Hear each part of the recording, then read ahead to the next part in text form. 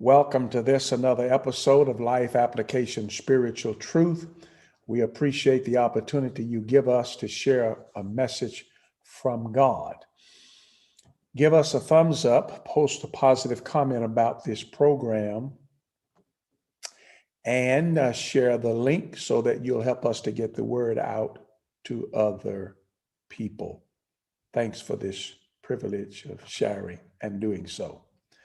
Now, fast forward to Luke chapter 12, and I'll read verses 13 through 21, and we'll examine a message from there. Luke chapter 12, verses 13 through 21. Someone in the crowd said to him, "Teacher, tell my brother to divide the family inheritance with me." But he said to him, "Man, who appointed me a judge or an arbitrator over you?" Then he said to them, "Beware and be on your guard against every form of greed. For not even when one has an abundance does his life consist of his possessions." And he told them a parable, saying, "The land of a rich man was very productive. And he began reasoning within himself, saying, 'What shall I do, since I have no place to store my crops?' Then he said, 'This is what I will do. I will tear down my barns and build larger ones, and there I will store all my grain and my goods. And I will say to my soul, Soul, you have many goods laid up for many years to come. Take your ease, eat, drink, and be merry.'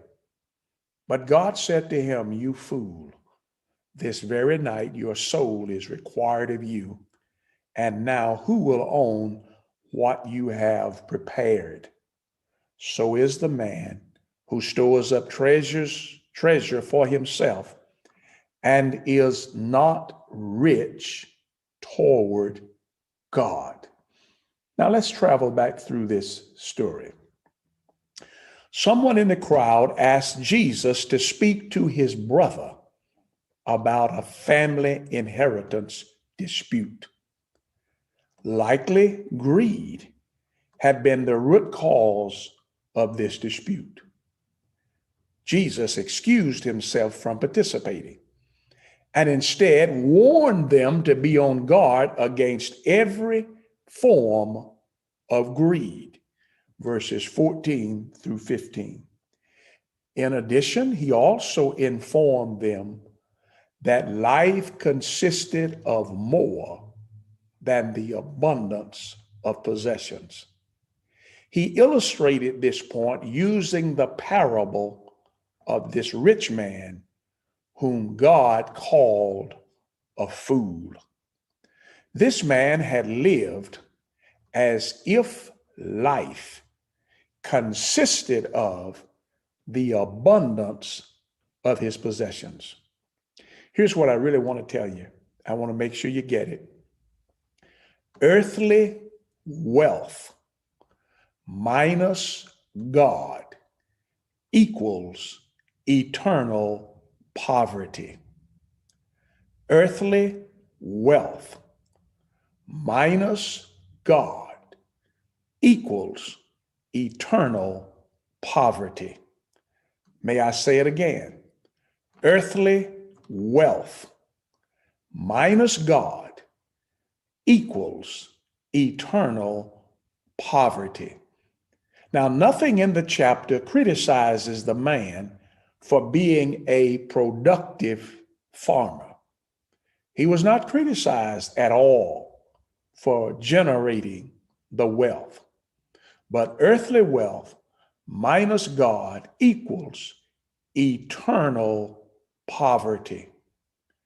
Well, who fails to realize that? Many people fail to realize that. And when they fail to realize that, life for them is not good. They may think it is good while they're living on earth, but it really isn't the best that it could be. And then when the earthly life is over, it gets worse. Could you imagine attending the funeral of a person who was a fool? Though everyone may be speaking well of him, God called him a fool. So let's consider the persons whom would be in the category of a fool.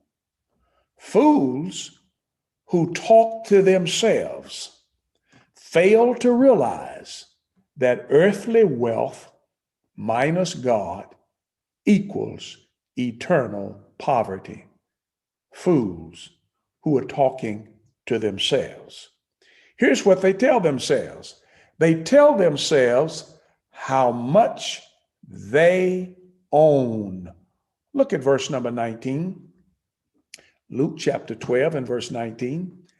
Here's what the rich man said. And I will say to my soul, soul, you have many goods. You see that? So this fool is talking to himself, and he's telling himself how much he owns. Soul, you have many goods. Fools who talk to themselves fail to realize that earthly wealth minus God equals eternal poverty. They tell themselves not only how much they own, but they tell themselves how long they will own it. They think.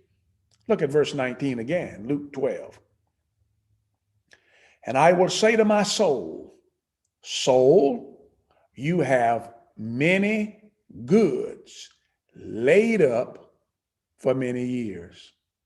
You have many goods laid up for many years. Come, take your ease, eat, drink, and be merry. You see that? If you're in that category, God would call you a fool. Now, I didn't call you a fool, but God would. If you're in the category of talking to yourself, telling yourself how much you own and for how long you're going to own it, God would call you a fool. Fools who fail to listen to God fail to realize that earthly wealth minus God equals eternal poverty. So there are two categories of fool. There are those who are talking to themselves. And then there are those who simply fail to listen to God. Well, here's what God tells them. God tells them how little they own. Look at verse 20. But God said to him, you fool, this very night your soul is required of you. And now who will own what you have prepared? So God tells them how little they own. They actually didn't even own his own soul. He's talking to his soul, but he doesn't own it. God tells them how little time they have to own it. Look again at verse number 20. But God said to him, you fool, this very night your soul is going to be taken away from you and all of the things that you have prepared. You only own it for a little while, and you only own a little. The writer James helps us to understand that. James 4 and verse 14 and 15, when he said this, yet you do not know. Who is he talking to? Let's go back up to verse number 13 of James chapter 4. Someone said, come now, you who say, today or tomorrow we will go to such and such a city, spend a year there and engage in business and make a profit. Notice what these people are doing. Exactly what the rich fool did. These people say, we're going to be there for a year and we're going to make a profit, as if they know how long they're going to be there and how much they're going to have. Now, James said in verse number 15, verse 14, he says, yet you do not know what your life would be like tomorrow. See, if you don't know what it's going to be like tomorrow, you definitely don't know what it's going to be like a year from now. Now, that doesn't mean that we don't plan and we don't prepare, but there's a level of uncertainty, and God is a factor in that uncertainty, and we ought to honor him, and not only honor him, but we ought to ask him. James went on to say in verse 14, you are just a vapor that appears for a little while and then vanish away. Instead, you ought to say, if the Lord's will, we will live and also do this or that. Now, don't misunderstand what James said. Don't get it twisted. He said we ought to say, if it's the Lord's will, when we are praying or discussing areas of uncertainty. We don't say if it's the Lord's will in those areas where it's not uncertain. So don't ever say to a person, well, I'll forgive if it's the Lord's will. No. We know it's the Lord's will. Okay? So don't do that. Earthly wealth minus God equals eternal poverty. God wants you to share your wealth. Look at verse number 33 and 34 in Luke chapter 12. Listen to the counsel of God. He said to this rich man, he said on an occasion, he said, sell your possessions, give to charity, make yourselves money belts which do not wear out, an unfailing treasure in heaven, where no thief comes near, nor moth destroys. For where your treasure is, there your heart will be also. He didn't say don't make money. He didn't say don't be excited about wealth. He didn't say any of that. But we ought to honor God with everything that we have. So the question to you, my friend, are you talking to yourself, or are you listening to God? The things that you hear, are they things that God would say, or are they just things that you want to hear? Are they just things that you're saying? Now, it's interesting, this story started out with a man who apparently believed that his brother was defrauding him. Jesus didn't get involved in that. He taught a lesson on greed, which has far broader ramifications. Help us to get the word out.